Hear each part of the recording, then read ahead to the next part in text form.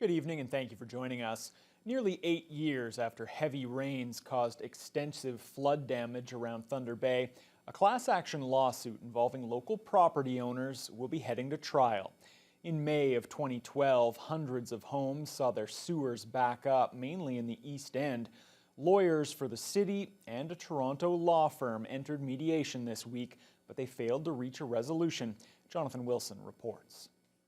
The massive rainstorm on May 28, 2012, flooded homes and overwhelmed the city's sewage treatment plant, causing sewers to back up into hundreds of basements. A group of residents got together, claiming the city didn't do enough to prevent it. A $320 million class action lawsuit was certified in 2013, but the lawyers involved, Sandy Zaitsev and Chris Watkins, both had their legal licenses suspended in recent years. The case is now being handled by Toronto law firm Kim Spencer McPhee, and lawyers for the two sides got together this week. I can't discuss the specifics of the mediation because those are confidential, but I can tell you that we had a 2-day mediation this week with retired Supreme Court of Canada Justice Cromwell. During those 2 days, the parties had a very candid discussion about their cases. But the lawyers failed to reach an out-of-court settlement, meaning after 8 long years, this case will be heading to trial. City Manager Norm Gale declined to speak on camera, but he did release a statement to TBT News. It says the city remains firm that staff did everything reasonable to deal with this extraordinary situation, which without their actions would have resulted in a far worse situation.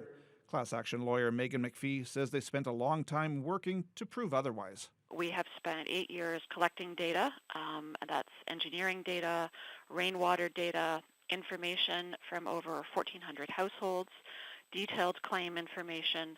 This case is really on the front burner at our firm, and we are devoting a lot and time of effort to moving this through the discovery and getting ready to go to trial.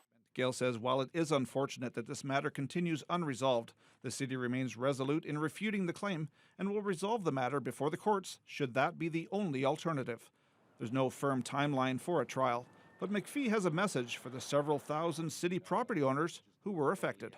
We keep telling people, keep your documents, keep your receipts, keep anything that you have that talks about the experiences that you had, the money that you had to spend in remediation, time, that sort of thing. And if you haven't reached out to us about that already, you can reach out to myself. But in any event, make sure you keep those documents. Jonathan Wilson, TBT News. The Thunder Bay Art Gallery recently received some good news from the province. The Ministry of the Environment has approved a plan to deal with contaminated soil at the site of the proposed new facility on the waterfront. The approval means contractors can likely begin bidding on the job this summer, and art gallery officials are hoping to break ground later this year. As local art lovers anxiously wait for the current art gallery at Confederation College to reopen its doors in the wake of COVID-19, the proposed massive new facility at Prince Arthur's Landing has cleared a major hurdle. Ontario's Environment Ministry has signed off on a relatively inexpensive plan to safely mitigate soil contamination on the property. Art Gallery Director Sharon Godwin says they simply need to cover it up. Concrete walkways, asphalt trails, terraces. In areas where there isn't that sort of hardscaping, there's a requirement to have differing levels of soil, new soil, placed on top of the contaminated soil. She can't say exactly how much that will cost, but it's definitely closer to the low end of the initial estimates, which had ranged from $250,000 to nearly $6 million. Having cleared that environmental hurdle, and with the province inching closer to reopening the economy, Godwin is still hoping to break ground this year on the estimated $33 million project.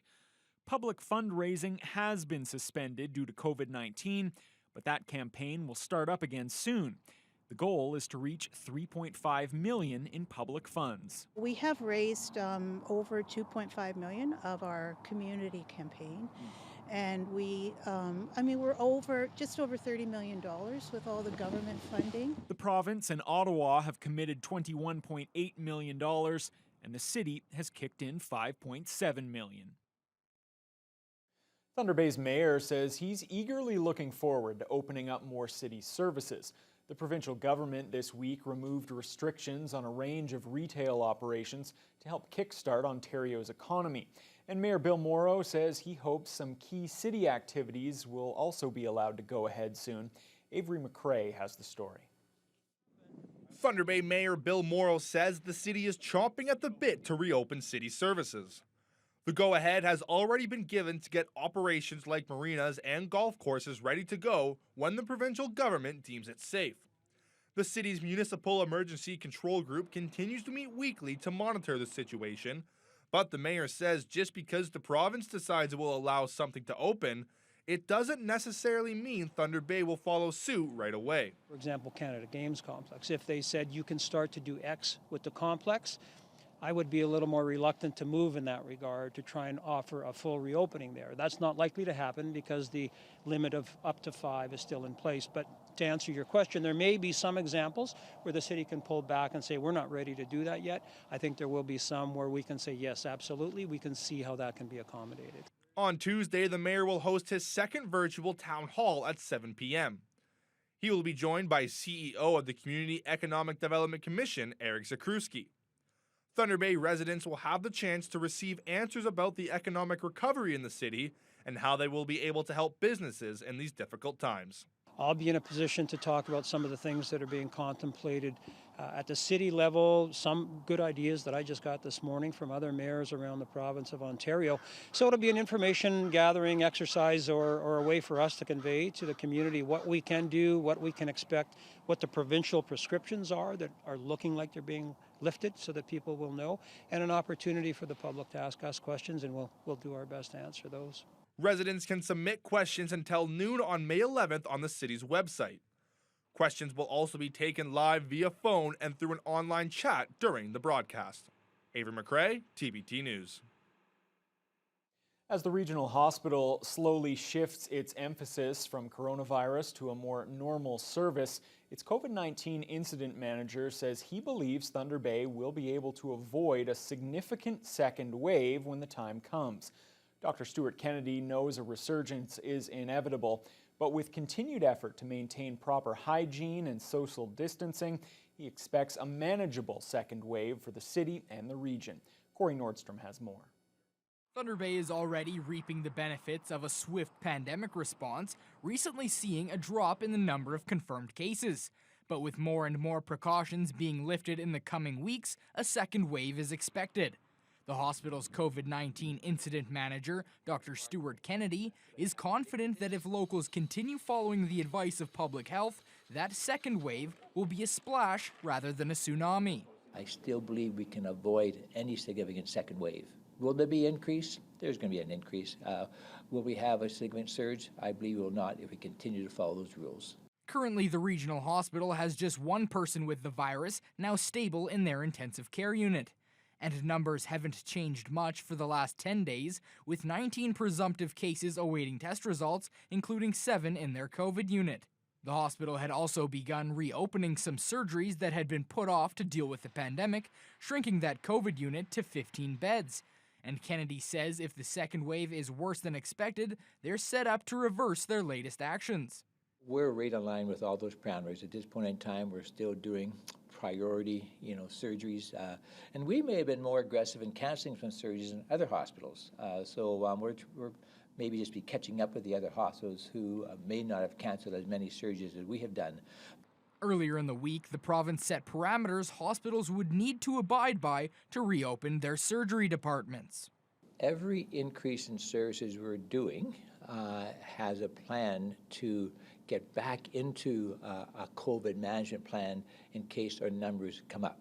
So we have definitely the ability to go from that 15 beds to 36 beds overnight. Kennedy also says they have seen a plateau in the number of tests at their assessment center with about 75 per day. But there has been increased testing numbers throughout the city, including at the hospital's emergency department and with their incoming and outgoing patients. Corey Nordstrom, TBT News.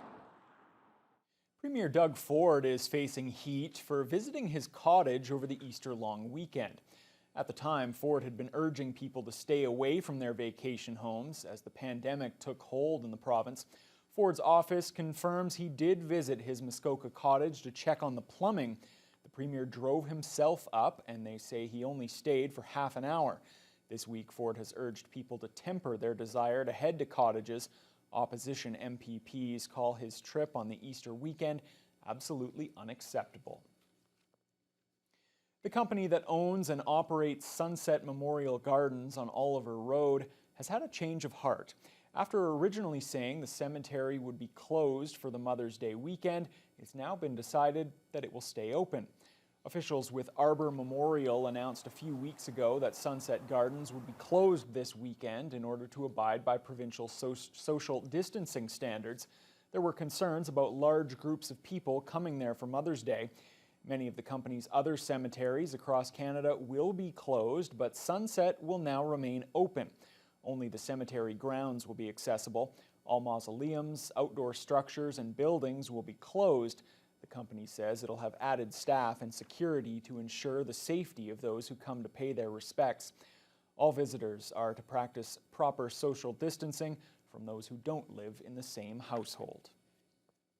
Today marks the 75th anniversary of VE Day, when the Allies announced the unconditional surrender of Nazi Germany's armed forces. Because of COVID-19, the celebrations around the world had to be scaled back or canceled, including here in Thunder Bay. But Cole Promain spoke to some local World War II veterans this morning to reminisce about that historic day. Some woman to be kissing you, and not that I minded, but it was just one of those things that they were so happy. Victory in Europe Day was celebrated across the globe 75 years ago, and Canada was no exception. From coast to coast, members of the military and the public flooded the streets to celebrate the momentous occasion.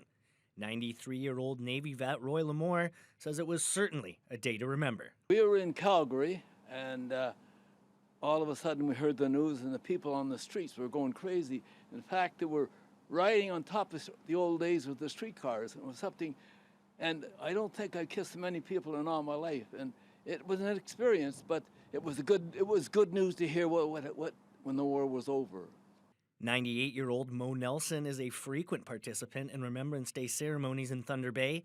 He was in St. John's, Newfoundland on VE Day, and he's never forgotten the energy in the streets. Huge happiness prevailed among the whole population. I mean, it was something that we could hardly believe.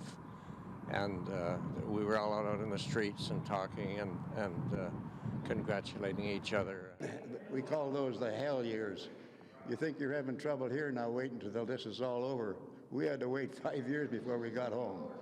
96-year-old Elmer Auld spent his service time in Halifax, where the VE Day celebration got totally out of hand. The party quickly escalated into what is now known as the Halifax riots of 1945. Auld, who was working on a minesweeper in Halifax when the news broke, says the city wasn't ready for what was coming. They let us go ashore at noon. It was going to be party time. That's when they broke into all the liquor stores, beer stores. They had nothing set up for like remembrance. But like everybody else, we just followed the crowd. I shouldn't say it, but we all broke into the beer stores. Everybody had a case of beer each. Auld adds that even with all the celebrations, most were just happy that they would be able to go home again. Cole Promain, TBT News.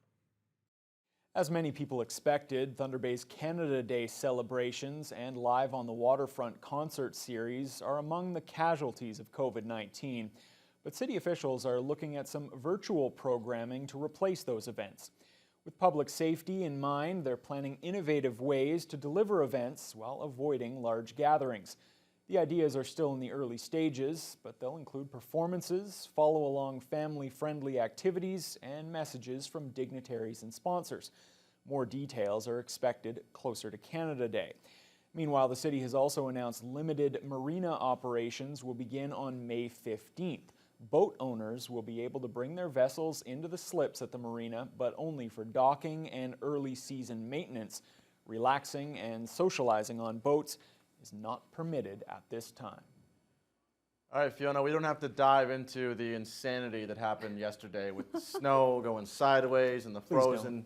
It was terrible. I'm in shock over it. But anyway, hopefully we're looking at better weather going into the weekend, although I'm not too optimistic. Well, I just want to preface this by saying it was not my fault. Nope. I'm not saying it was Mr. Cole Permain's fault, but I am going to say that I took last night off and left him in charge, and you saw what happened. We had a cold night last night. Today, a low of -6, a high of 4, but there was still snow blowing around. We had clouds, we had brief flurries, and we had winds from the north-northwest up to 43 kilometers per hour. Not my fault.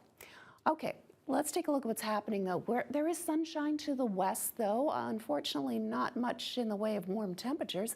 Fort Frances, Kenora, both at a high of 7 at this hour. That's as good as it's gotten today. 6 in Dryden. Red Lake also at 6, as is Sioux Lookout. As we head further east though, temperatures take a bit of a dive. +1 in Armstrong. Greenstone did not break the freezing mark at all today. Currently at their high of -2, and they've had snow consistently throughout the day. Marathon on the freezing mark. Sault Ste. Marie at +1 under cloudy skies. Now, here in the city of Thunder Bay, probably no surprise, we will be dropping below the freezing mark once again tonight. But a low of -4, wind chills could feel like -7. That's because the winds will continue to be from the north-northwest up to 20 kilometers per hour. Now, we are expecting it to be partly cloudy. And as Tyler mentioned, not a whole lot of hope for the Mother's Day weekend. We have that very cold air, a bit of an Arctic vortex pushing down into Ontario, so keeping things quite cool in Canada for Mother's Day. When is that going to end? Well, probably not as soon as you might like, and I'll have more details on that later on in the news hour. Thanks a lot, Fiona. Well, it's not unexpected, but the job losses experienced across the country throughout the month of April are some of the worst that have ever been recorded. We'll have the details for you when we return. You need to know that there is a plan.